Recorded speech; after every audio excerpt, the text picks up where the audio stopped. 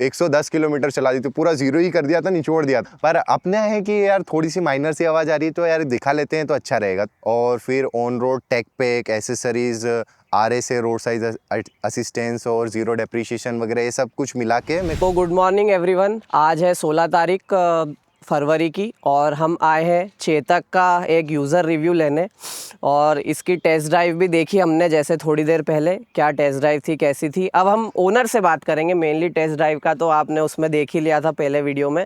अब test drive तो अपन ने कर लिया, अब ओनर से एक बार अच्छे से बात कर लेते हैं। ओनर का क्या कहना है इस पर। ओनर ने अभी रिसेंटली इसको खरीदी।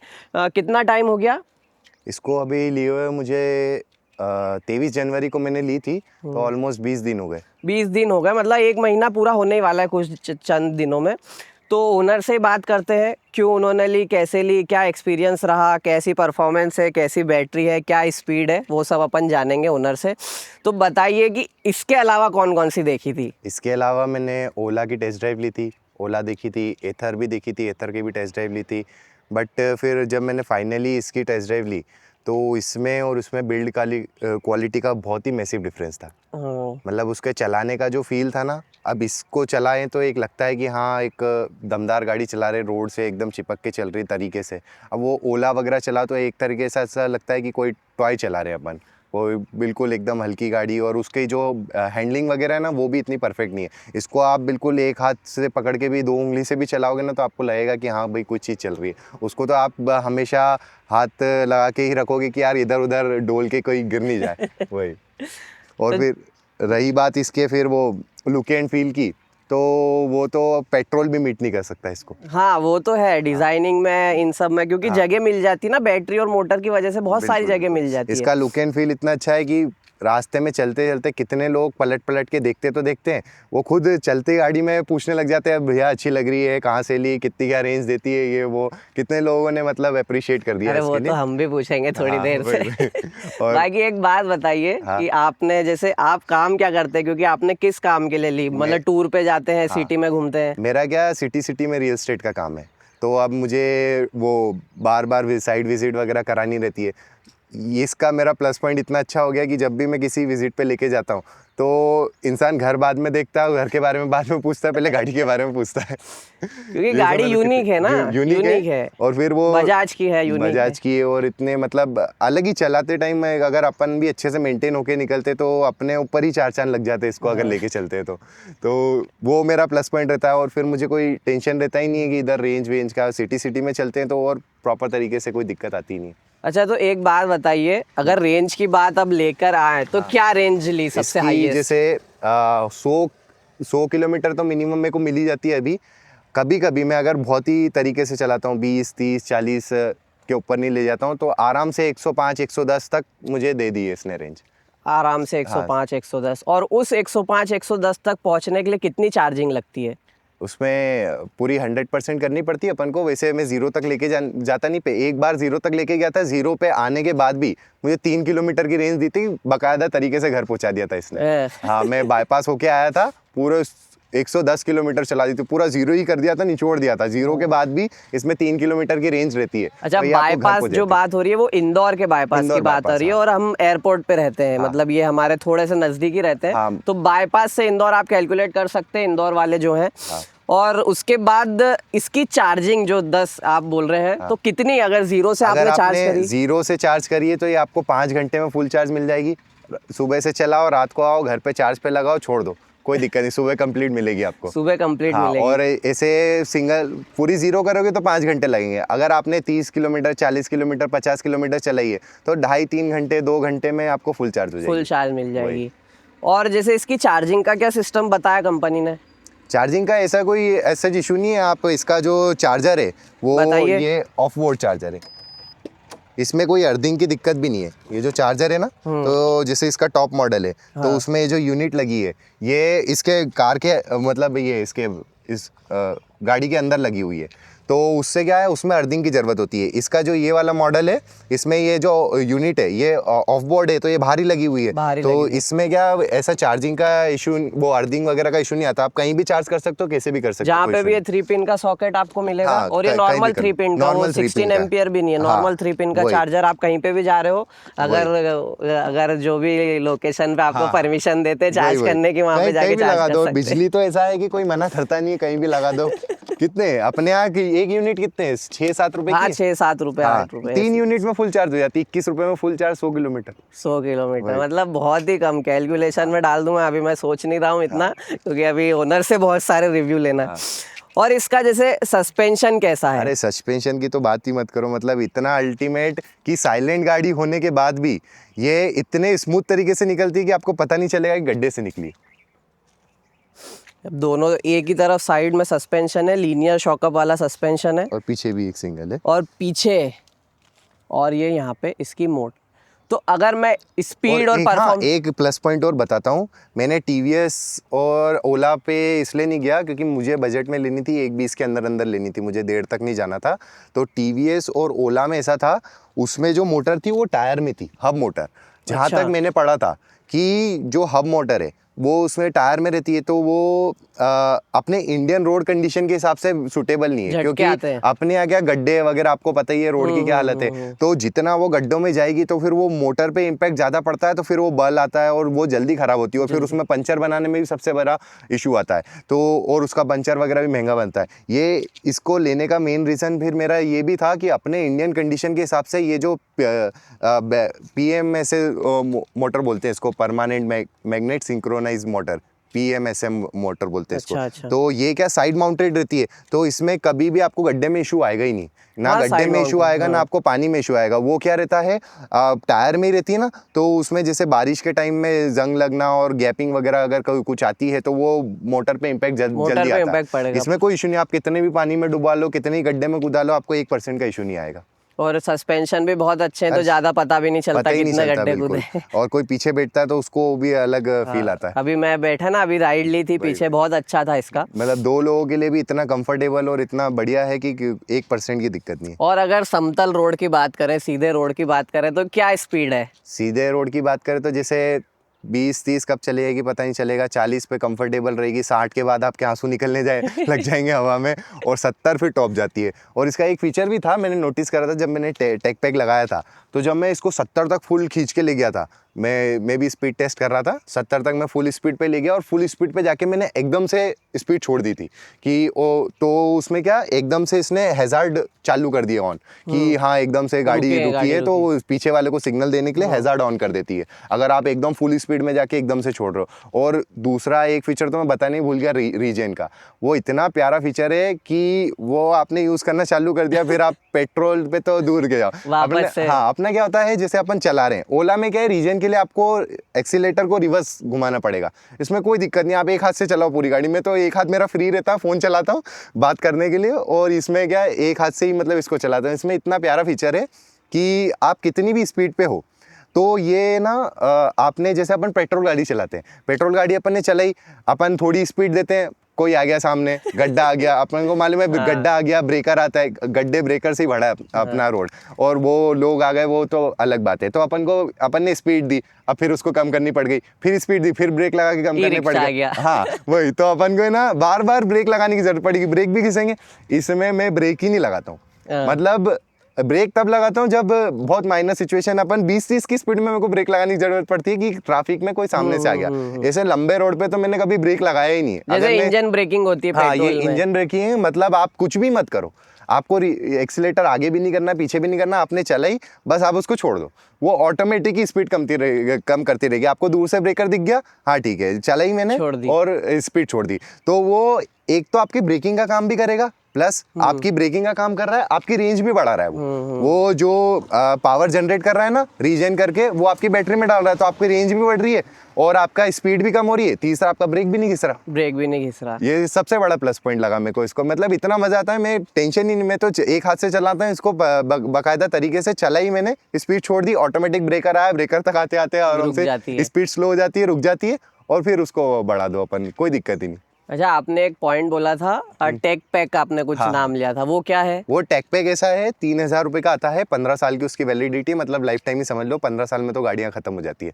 तो उसमें इसका नॉर्मल मोड जो रहता है वो ड्राइव पे वो 40-50 चलती है। तो उसमें इको मोड आ जाता है, जैसे ये अभी न्यूट्रल है, ठीक है, तो ब्रेक दबा के मैंने दबाया तो ये इको मोड आ गया, इसमें 40-50 जाएगी, 40-50 के ऊपर नहीं जाएगी, लॉक हो जाएगी, ठीक है। फिर ये मैंने जैसे ही स्पोर्ट्स लगा दूंगा तो स्पोर्ट्स पे फिर ये आराम से 70, 72, 73 तक चले जाती है। और दूसरा फिर इसमें ये जैसे ब्रेक दबा के मैंने रिवर्स को होल्ड करके रखा, तो ये 2 काम करता है, एक तो रिवर्स तो कर ही रहा है, प्लस पीछे हैजार्ड अलग जल गया। हैजार्ड जल गया इसमें। हैजार्ड जल गया, आपकी नॉर्मल खड़ी है तो खड़ी में भी आप रिवर्स लगा के छोड़ दो, हैजार्ड आपके जले रहेंगे और आपका रिवर्स भी काम हो जाएगा। अच्छा, तो हाँ बताइए। हाँ, तो ये टेक पैक में 3-4 फीचर मिल गए, रिवर्स का, इको का, स्पोर्ट्स मोड का, और बाकी जैसे अपन एकदम से कभी ढलान पे चढ़ा देते हैं अपने, जैसे एक ये जो अपनी ये प्रोटीन प्लेनेट वो शॉप है ना, तो वहाँ पे सिग्नल आता है, वहाँ का ज़्यादा राउंड रहता है, तो वो सिग्नल ऐसी जगह ढलान पे, तो वो अपन ढलान पे जब चढ़ाते तो गाड़ी एकदम से पीछे आ जाती है, तो जैसे अपन ने ऊपर करी तो 3 सेकंड के लिए इसमें ब्रेक लग जाता है, तो वो 3 सेकंड के लिए वही होल्ड कर देती है, उतनी देर में आप इसको ब्रेक दबा के इसको लॉक कर सकते हैं। बहुत बढ़िया, बहुत बढ़िया। तो ये वाला फीचर भी मेरे को बहुत अच्छा लगा। एक्सेस 125 है मेरे पास, उसमें तक नहीं है ये वाला फीचर, तो ये मेरे को इतना प्यारा लगा कि ये इसे कभी भी मेरे को ऐसा लगता है गाड़ी आगे पीछे जा रही तो मैं इसको ब्रेक लगा के छोड़ देता हूँ। अच्छा, मैंने आपको बीच में इसलिए टोका था क्योंकि मेरा एक क्वेश्चन आया था कि आपको ये एक शोरूम कितने की पड़ी? एक शोरूम जैसे ये 95,998 की थी, और फिर on road tech pack, accessories, RSA road side assistance और जीरो डेप्रिशिएशन वगैरह ये सब कुछ मिला के मेरे को 1,21 तक की ऑन रोड पड़ गई। 1,21 की पड़ी, मतलब जो टेक पैक नहीं डलवाएगा उसको 3,000 रुपये कम कर लो, और जो एसेसरीज नहीं डलवाएगा, एसेसरीज में क्या आएगा, आपका मैट आ जाएगा, सीट कवर आ जाएगा, ये लेडीज फुटरेस आ जाएगा, ये स्टील गार्ड आ जाएगा, है ना, एसेसरीज में ये सब है। तो ये अगर कोई नहीं डलवाएगा तो उसके सीधे 6,500 कम हो जाएंगे। तो अभी नंबर जो आपने लिया है, जो अभी नंबर आया नहीं है, अभी ये नंबर आया नहीं, बिना नंबर के मैंने 1000+ किलोमीटर चला, 1000+ हो गई है मतलब। ये देखो आप देख सकते हैं, जैसे 89% चार्ज है अभी, 1134 है। पहली सर्विस भी करा थी मैंने इसकी, 550 रुपये में तो सर्विस हो गई इसकी पहली। 550 रुपये में उसमें कुछ हुआ ही नहीं, सॉफ्टवेयर अपडेट कर दिया उन्होंने तो थोड़ा सा और मतलब फ्लुएंट चलने लग गई। तो आपने जैसे पेट्रोल भी चलाई हुई है और नॉर्मल ये भी चला रहे हो, अब तो पेट्रोल और इसमें क्या सर्विसिंग में डिफरेंस आया, मतलब क्या आता है आपके हिसाब से? कुछ भी नहीं, मतलब जैसे कुछ होता ही नहीं है एक तरीके से। आप गए, उन्होंने बस इधर से एक इसकी पिन की प्लग रहती है यहाँ पे, अगर आप नीचे देखेंगे तो एक आपको प्लग मिलेगा, वो प्लग निकालते हैं, अपनी पिन लगाते हैं, उसमें मशीन लगा के उसको सॉफ्टवेयर अपडेट कर देते हैं उसका। अच्छा। बस वो सॉफ्टवेयर अपडेट रहता है जैसे अपने फोन में रहता है ना, कभी लैग करने लग जाता है, कोई भी माइनर इशू आता है, सॉफ्टवेयर अपडेट से क्लियर हो जाता है वो, क्योंकि एट द एंड इलेक्ट्रॉनिक गाड़ी है, इलेक्ट्रिकल गाड़ी है, ना ऑयल चेंज का आपको टेंशन है, ना फिल्टर चेंज करने का कोई इशू है, और कोई इशू नहीं। और रही बात ब्रेक की, तो इसमें मैंने बताया जैसा कि रीजन का फीचर, तो आपको ब्रेक भी नहीं, हाँ ब्रेक भी प्रॉपर लग जाते हैं। अच्छा। और ये इसमें और अपना बाकी जो ये है अपना, बाकी दूसरी सर्विस ऐसी होती है, जैसे अभी तो पहली 1000 पे मैंने करा ली, 550 में हो गई, बाकी अब हर सर्विस होगी इसकी या तो 5000 किलोमीटर या फिर 6 महीने, तो उसका कॉस्ट भी कितने 850 रुपये आता है। अगर आपको कोई पार्ट टूटा है, पार्ट का जो चार्ज रहेगा वो लगेगा, वैसे तो 3 साल 50,000 किलोमीटर की वारंटी है। कोई पार्ट डैमेज होता है तो अगर वो पार्ट का चार्ज लगेगा, अगर वारंटी में कवर होगा कोई भी इलेक्ट्रॉनिक तो वो तो फ्री रिप्लेस कर देंगे, और अगर वारंटी के बाहर होगा तो बस उसका चार्ज लगेगा। बाकी 850 रुपये में आपका सॉफ्टवेयर अपडेट और जो भी थोड़ा बहुत ब्रेक वेक टाइट करना और जो भी रहेगा माइनर सा वो हो जाएगा, ऐसे कुछ करने की ज़रूरत ही नहीं पड़ती इसमें। तो अगर इसको जैसे अगर ऐसे कुछ करने की ज़रूरत नहीं पड़ती और छोटा मोटा ही है, अगर आपको नहीं लग रहा है कि मेरे इलेक्ट्रॉनिक्स में कुछ प्रॉब्लम है, इलेक्ट्रॉनिक्स में कुछ प्रॉब्लम है या इलेक्ट्रिकल कंपोनेंट मोटर वोटर में कुछ प्रॉब्लम है, तो बाहर से सर्विस करवा सकते हैं। बाहर से ना कराओ तो ज़्यादा बेटर है, क्योंकि बाहर वालों के पास वो जो सॉफ्टवेयर अपडेट करने का वो रहता है। वही अगर वो नहीं करवाना हो तो जैसे ब्रेक टाइट फिर जरूरत ही नहीं, ब्रेक टाइट करवाना हवा, आप तो खुद ही कर सकते हैं। ये क्या है, ये इधर से बस वो इसमें ड्रम ब्रेक है, अलावा कुछ है ही नहीं इसमें, बस आप आगे पीछे वो नट घुमा के खुद ही कर सकते हो, उसी कोई दिक्कत नहीं। पंचर भी आधा हो तो पंचर भी बना। और सबसे बड़ी बात, अभी इसका मैंने पंचर हो गया था, स्क्रू घुस गया था इसके पीछे वाले टायर में, वो स्क्रू घुसने के बाद भी 4-5 दिन तक एसी चलती रही, मुझे पता ही नहीं चला। पता ही नहीं और चला। गाड़ी इतनी साइलेंट थी कि टायर की आवाज आने लग जाती, मुझे लगा यार नया टायर है तो टायर की आवाज आ रही होगी, ठीक है और क्या, नई नई गाड़ी कार में भी आती है। तो इतनी साइलेंट गाड़ी थी, वो टायर की आवाज आती थी। फिर वो क्या, थोड़ी सी हवा कम थी तो इस वजह से टायर की आवाज आती थी। 4-5 दिन उसने ऐसे ही निकाल दी, मेरे को पता भी नहीं चला पंचर है ये वो। फिर मैं गया तो मैं देखा भाई इतना बड़ा स्क्रू उसके अंदर। वो फिर स्क्रू निकलवाया, फिर मैंने उसको अंदर से वो रहता है ना, वो में इंजेक्शन लगवा के अपन करते हैं ट्यूबलेस में। तो मैंने सोचा नई गाड़ी है, कहाँ इंजेक्शन वगैरह लगवाए, इसको तरीके से ही करवा लेते हैं। मैंने खुलवा के और उसमें अंदर उसको घिसवा के उसमें चिपके लगवा के परमानेंट काम कर दिया। परमानेंट काम हो 100 रुपये में तो पंचर बन गया। वो ओला और टीवीएस वगैरह लेके जाओगे अगर आप हब मोटर वाला, 200-250 रुपये 300 रुपये मोटर ही उसमें है, वो 250-300 रुपये ले लेते पंचर के। वो उसको पूरा और खोलना भी कॉम्प्लिकेटेड है, एक बार आपने उसको ढंग से नहीं खोला तो आपकी मोटर फिर आड़ी तिरछी हो जाएगी। तो एक सरदर्दी मेरे माइंड में ये भी थी कि अगर मैं इलेक्ट्रिक लेता हूँ हब मोटर वाली तो भैया पंचर कहाँ बनवाऊंगा उसका। वो ओला वाला तो साफ बोलता है कि ओला वाली गाड़ी बाहर से नहीं बनवाएंगे, सीधे उधर ही लेके जाओ शोरूम पे। मैंने पंचर गाड़ी कहाँ घसीटूंगा, तो इससे अच्छा फिर मैंने सोचा कि ये सबसे कंफर्टेबल रहेगी अपने इंडियन कंडीशन के हिसाब से, कहीं भी लेके जाओ इसको, कोई टेंशन नहीं। शोरूम कौन सा था? शोरूम ये अपने एयरपोर्ट से मंगलम बजाज से ली थी। और बाकी फिर जो भी इसका काम होता है वो एमजी रोड पे जो दरगाह के आगे वो है अपना हाई कोर्ट के सामने, उधर उसकी प्रॉपर सर्विस वगैरह जो भी है वो कंप्लीट वहाँ पे होता है, ऑथराइज हो भी वही। और अगर किसी को लेना है तो फिर वहीं से उठाओ, वही जब सर्विस वहीं होनी है और वहीं से उठाओगे तो ज़्यादा बेटर रहेगा। और वहाँ के सर्विस वाले लोग इतने अच्छे हैं कि मतलब आप मानोगे नहीं, अगर आप उनसे अच्छे से बात करके चलोगे ना तो आपका काम वो पहले से पहले करेंगे। आप मानोगे नहीं, जैसे सर्विस पे कोई गाड़ी छोड़ने जाता है तो 2-2 घंटे 2.5 घंटे ले लेते हैं। मैं सर्विस पे लेके गया, मेरी बातचीत अच्छी थी, ने यार भैया देख लो यार ज़्यादा कुछ काम ही नहीं है, तो उन्होंने बोला ठीक है कर देंगे आप टेंशन मतलब। उनने सिर्फ मशीन लगाई 15 मिनट में मेरे को फ्री कर दिया गाड़ी लेके। मैंने बोला यार मैं चलो ठीक है। उनने बोला कि कल आप 11:30 बजे चालू होता है तो आप 10:30 तक 11 तक आ जाना, हैंड टू हैंड आपकी गाड़ी पहली रहेगी, 1-1.5 घंटे में दे देंगे। तो मैंने बोला ठीक है चलो मैं कल समझता हूँ। फिर मैं वापस से अंदर गया, मैंने बोला ठीक है यार कल फिर आऊँगा, राउंड पड़ेगा, अभी आया ही हूँ मैं तो अभी हो जाती ज़्यादा बेटर रहता। टाइम होने वाला था उनका 7 बजे बंद हो जाता है, मैं 5:30-6 बज रही थी। नहीं 1-1.5 घंटा अगर लगेगा तो बंद हो जाएगा, फिर भी अभी टाइम है तो अभी हो सकता है। तो उन्होंने ठीक है यार अगर आप थोड़ा बहुत कर दो तो अच्छी बात है। तो उन्होंने बस लगाई चिप, 15 मिनट में बैठा वहीं पे। 15 मिनट में तो कंप्लीट कर दी क्योंकि करना कुछ नहीं था। तो फिर मैंने सोचा कि यार अगली बार आऊँगा तो इससे अच्छा अभी 15-20 मिनट में काम हो रहा है तो क्या दिक्कत है। और उनसे अच्छे से बना के चलोगे ना, जैसे इसमें क्या माइनर सी वो ये जो अलॉय है, अलॉय के अंदर ये जो है ना, जब टायर बाहर निकलता है, टायर बाहर निकलने के बाद इसके अंदर एक स्प्रिंग है, तो वो कभी कभी क्या स्प्रिंग की आवाज़ आती है। मतलब जो 2 स्प्रिंग लगी हुई है तो जैसे चलते चलते थोड़ी सी बहुत माइनर सी ऐसी स्प्रिंग की, अब साइलेंट गाड़ी है तो आती है आवाज़, क्लियरली आती है। जैसे पेट्रोल में तो पता नहीं चलता कोई भी चीज़ की आवाज़ आ रही है। तो अब इसमें क्या, जैसे वैसे उस आवाज़ से कोई दिक्कत नहीं, मैंने उनसे पूछा था, पर अपने है कि यार थोड़ी सी माइनर सी आवाज़ आ रही है तो यार दिखा लेते हैं तो अच्छा रहेगा। तो एक स्प्रिंग है, स्प्रिंग थोड़ी सी हल्की हल्की आवाज़ करती है अंदर। तो उसने क्या करा था, बस निकाल के वो उसमें वो ऑयल वगैरह डाल दिया था, वो बंद हो जाती है, बंद हो गई। ग्रीस मतलब वो कर दिया, लुब्रिकेशन कर दिया, लुब्रिकेट कर दिया था उसने। और ऐसा जैसे इसमें कभी कोई आवाज़ ना कोई दिक्कत देना ऐसे कुछ दी नहीं अभी तक, और ना ही देती है ये। अच्छा, तो जहाँ पे आपने सर्विस कराई वहाँ पे सिर्फ चेतक की होती है कि बाकी भी? सिर्फ चेतक की सिर्फ चेतक की होती है स्पेशल? हाँ, क्योंकि वो पूरा चेतक की, जैसे आप देखोगे ना प्रॉपर एक चेतक के अलग डेडिकेटेड बने हुए कि वहाँ गाड़ी भी सेल होती है और सर्विस चेतक की वहीं होती है, क्योंकि उनके एक्सपीरियंस वो अच्छे हैं वहाँ पे। बाकी आप नॉर्मल बजाज पे जाओगे ना तो ऐसा जो उनको सर्विस शायद कर देंगे वो, बट जहाँ तक मेरा एक्सपीरियंस रहा है कि वहाँ इतने अच्छे से हो नहीं पाएगी, क्योंकि उसका क्या मेन लफड़ा सॉफ्टवेयर अपडेट का रहता है। और सॉफ्टवेयर अपडेट करने का जो भी रहता है ना वो उन्हीं का रहता है, क्योंकि उनके पास कंपनी का वो रहता है, एक डिवाइस रहता है छोटा सा, हाँ, तो उसी से वो कर पाते हैं। तो आप वहीं कराओ तो ज़्यादा बेटर है। उनके सर्विस वाले भी इतने अच्छे हैं, आप गाड़ी तरीके से रखोगे और उनसे तरीके से बात करोगे तो वो आपको पहले से पहले काम करेंगे। मैं तो कितनी बार है, मतलब मैं उनके साथ ही जैसे एसेसरीज वगैरह लगवा रहे थे तो उनके साथ बैठ जाता था अंदर जाके, वो मेरे सामने ही गाड़ी में एसेसरीज लग रही, सब कुछ हो रहा है, कोई दिक्कत ही नहीं रहती। आप अच्छे से बातचीत करोगे तो आपको हर चीज़ आपको बताते भी रहेंगे वो A to Z, क्या दिक्कत आती है क्या नहीं आती है। अब मुझे इसके ना इलेक्ट्रॉनिक्स के बारे में जानना है, क्योंकि इसमें बटन्स बहुत सारे दिख रहे हैं। और इसके बाद आपने राइड पे बताया था अभी जब हम यहाँ पे आ रहे थे कि इसमें चार्जर भी है प्रॉपर।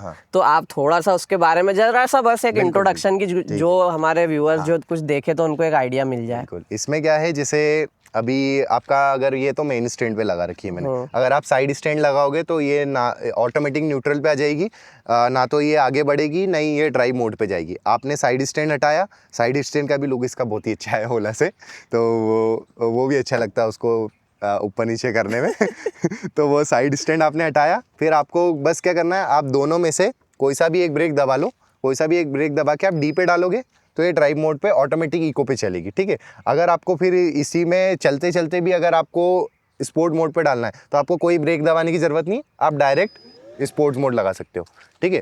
तो ये आपका ऑटोमेटिक चलने लग जाएगा, ठीक है। और ये देखो ये हैजार्ड बोला गया, ये करा, ये ऑटोमेटिक हैजार्ड आ जाता है अगर आप स्पीड में जाते हो, तो ये एक सेफ्टी कंसर्न के हिसाब से भी बहुत अच्छा फीचर लगा मुझे।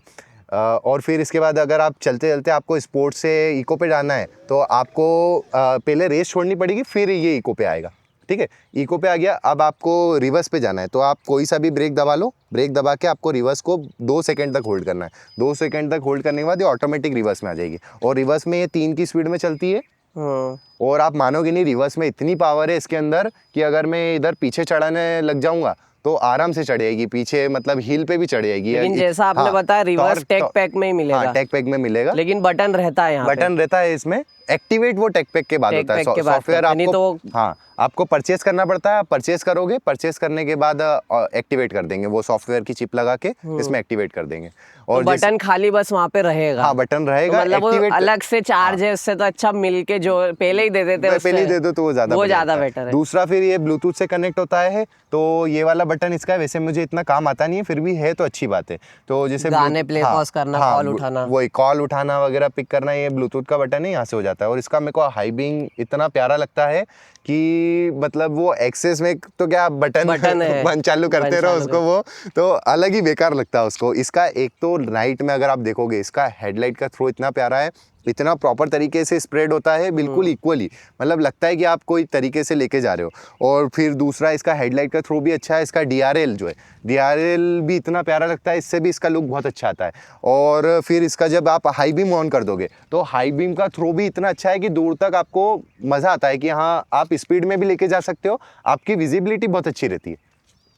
इसका हाई बीम भी अच्छा है। और फिर जैसे कोई क्रेटा वाले, थार वाले हाई बीम में डिपर मार मार के चलते ना, तो मैं इधर से चलता हूँ तो मैं भी फटफट उनको डिपर दे देता हूँ तो वो भी करने में अलग मजा आता है। इसमें एक स्पेशल चीज लगी, इंडिकेटर दोनों तरफ और मतलब इसके आपको एक बात बताऊं तो बटन का क्वालिटी की फील इतनी प्यारी है, मतलब आप फील करके आपको पता चलेगा कि आप कुछ चीज पे आपने दबाया है, पकड़ा है, बिल्कुल इसका एकदम जो प्रीमियम बोलते हैं ना, प्रीमियमनेस जो फील होगी ना आपको इसके बटन टच करते से फील हो जाएगी। और इसके इंडिकेटर्स दोनों तरफ है, और इनका सबका एक शेप बना हुआ है कि आप बिना उसमें बिना देखे भी आप बिना कर मतलब सकते हो। इंडिकेटर के अलग ही साइड से उठे हुए हैं, आपको इधर राइट में चला रहे हो तो राइट का इंडिकेटर दे दो, यहीं की यहीं से बंद कर दो, लेफ्ट का कर रहे हो तो लेफ्ट की लेफ्ट से दे दो।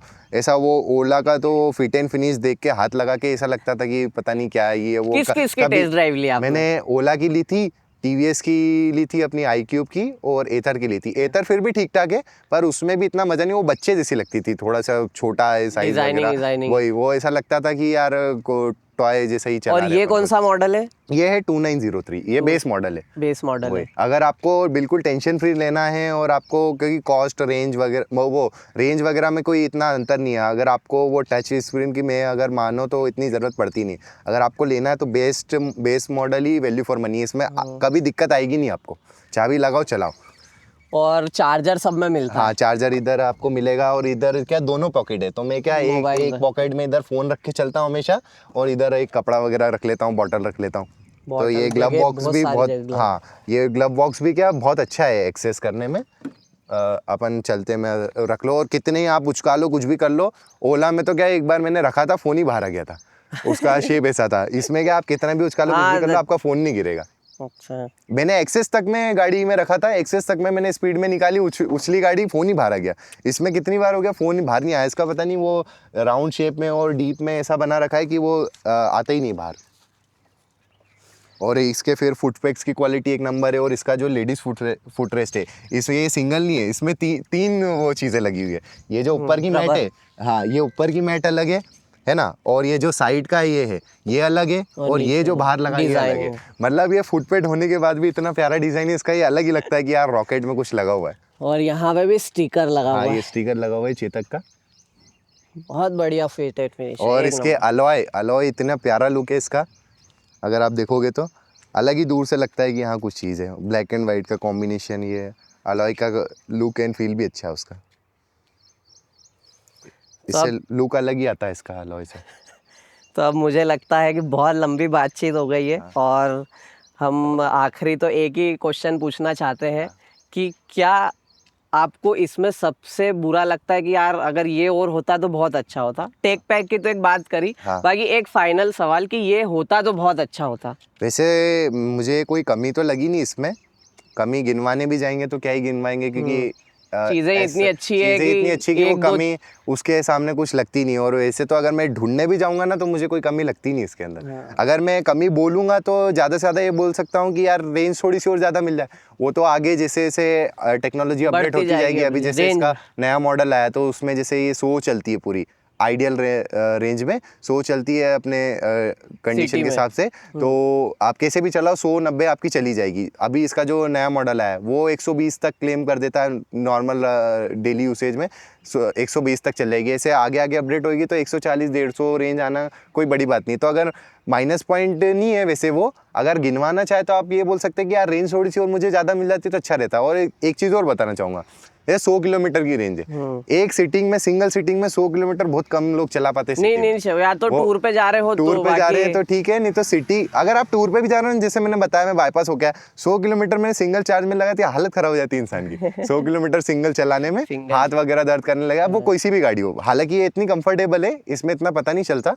बाकी 100 किलोमीटर सिंगल चार्ज में कोई चला ही नहीं पाता। वो तो ये है कि आपको बार बार चार्ज पे लगाना और वो उसमें हेडक आ रहा है। आप पेट्रोल के लिए भी टंकी तो खुलते ही हो, तो इसके लिए भी आपको करना है। और हाँ, इसका एक फीचर और बताता हूँ, जैसे अभी ये मैंने डिक्की खोली, इसको मैं किधर भी जैसे ऊपर रखूंगा तो ये इतनी जल्दी गिरेगी नहीं, यहीं पे लॉक हो हाँ, नहीं तो एक्टिवा और बाकी सब में गिरती है। यही मेरे को इसकी आदत हो गई थी, मैं आराम से डिक्की खोल देता हूँ, यहाँ पे भी खोली, चार्जर निकाल रहा हूँ, अपना काम कर रहा हूँ, डिक्की ऊपर लटकी हुई है। मैं तो आपसे नेगेटिव पॉइंट पूछ रहा हूँ, आप तो सब अच्छे बताए जा रहे हो बार बार। है ही नहीं कुछ नेगेटिव, मैं बता रहा हूँ ना, क्योंकि मैं पेट्रोल भी चला चुका हूँ और सब वो कर चुका हूँ। तो एक्सेस मैंने अभी चलाई थी, मैंने उसका कुछ सामान निकाल रहा था, मैंने डिक्की करी और मैंने छोड़ दी तो देखा तो हाथ पे ही गिर गई। तो इससे अच्छा तो मैंने ये वाला फीचर बहुत अच्छा है, ये हर चीज में होना चाहिए, हर पेट्रोल वगैरह ये बहुत काम की। अगर काम का फीचर है, मैंने आप डिक्की में कुछ ना कुछ एक्सेस करो, कहाँ आप उसको पकड़ोगे, सामान निकलो, ये सबसे बेस्ट फीचर ये हर गाड़ी में होना चाहिए।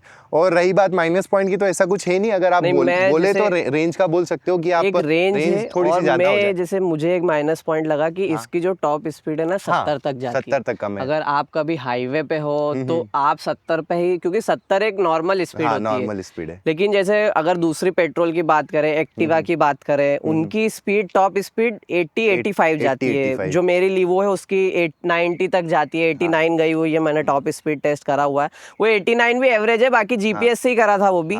लेकिन एवरेज जो पेट्रोल होती है उनकी टॉप स्पीड, अगर ओला और इनकी ईथर की भी बात करें, ये भी 100-120 तक जाती है। बस मुझे वो नेगेटिव पॉइंट लगा। अगर आप चाहें तो वैसे अगर आप सेफ तरीके से आपको चलना है तो 70 भी बहुत होती है। लेकिन हाईवे की बात करें, कभी हाईवे की बात करें, हाईवे पे आपको मिनिमम 70 से 80 तो होना चाहिए, 70-80 होना चाहिए। फिर भी ये 72-73 तक चल जाती है और इतना पता नहीं चलता और इतना ऐसा लगता नहीं है कि यार स्पीड की मुझे कमी लग रही है, एकदम कंफर्टेबल चलती है उतनी स्पीड में भी। तो एक नेगेटिव आप बोलना चाहें तो वो बोल सकते हैं, बाकी ऐसा सच कोई नेगेटिव नहीं। और इसका की भी फील अलग ही है कि आप उसी की डिजाइन में बनी हुई दमदार है कुछ, कि आप चाबी भी उठाओगे ना तो आपको लगेगा कि हाँ चीज़ है कुछ। बिल्ड क्वालिटी में कोई कमी नहीं है इसकी। तो चलिए दोस्तों, बहुत अच्छा लगा इनसे बात करके, और कम से कम आधे घंटे का ये रिव्यू हो चुका है। कट तो मैं लगाता ही नहीं हूँ रिव्यू में, बिल्कुल ओरिजिनल रखना रहता है। कभी कभी जैसे कुछ हो जाता है, कभी जो रिव्यूअर होता है कुछ अटक जाते पॉइंट, तो उसमें लगाता हूँ। लेकिन ये तो हमारे भाई साहब बहुत एक्सपर्ट थे बोलने में, इन्होंने हमको बोलने का मौका नहीं दिया। मैंने कितने ही वीडियोस देखे थे, मतलब इसके भी देखे थे, ओला के भी देखे थे, उसके बाद मैंने फाइनल जाके डिसीजन लिया था।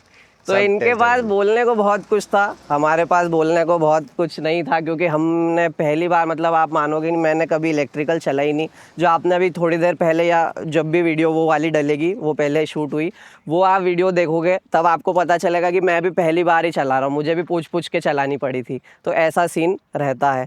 चलिए और ये ठीक क्या है। फैमिली के हिसाब से भी एकदम इजी एक्सेस है, ऐसा कोई हाँ, वो हाँ। ओला वोला की चीज़ें चार्ज भी लगाओ चलाओ, कोई टेंशन ही नहीं है, आपके फैमिली मेंबर्स भी कंफर्टेबल चला सकते हैं इसको। अरे भाई साहब, आप तो तारीफ करते करते रह जाओगे, वो लेकिन चीज़ ही वीडियो इतनी चली ना- जाएगी 1 घंटे हाँ, वही, तक। क्योंकि इसने मुझे मतलब इतना जितना मुझे Life अप्रिशिएशन changing नहीं मिलता, experience हाँ मिल गया। मतलब जितना मुझे अप्रिशिएशन नहीं मिल रहा उससे ज़्यादा तो मुझे इसकी वजह से मिल रहा है। तो वो मुझे एक फील गुड अगर करवा रही है तो इसकी तारीफ करना तो बनता ही है। जब बनता है। वही लेकिन मैं इतनी लंबी वीडियो नहीं खींच हाँ, सकता, बिल्कुल, बिल्कुल। क्योंकि मुझे एडिट भी करना है बहुत सारी चीज़ें और अपलोड भी करना है, तो मैं इतना लंबा नहीं ले जा सकता। बिल्कुल। बाकी मुझे भी बहुत अच्छा लगा इनसे बात करके, और जो भी गाड़ी जो भी लेना चाहता है, सबसे पहले ये ट्राई करें कि उसकी टेस्ट ड्राइव ले। बिना टेस्ट ड्राइव के ऐसे ऑनलाइन वीडियो देखकर आप सिर्फ एक एक्सपीरियंस शेयर कर सकते हो, लेकिन टेस्ट ड्राइव आपको क्या पसंद है, आपके क्या काम आती है, तो उस बेसिस पे आप गाड़ी परचेस कीजिए। तो ठीक है, बाय बाय।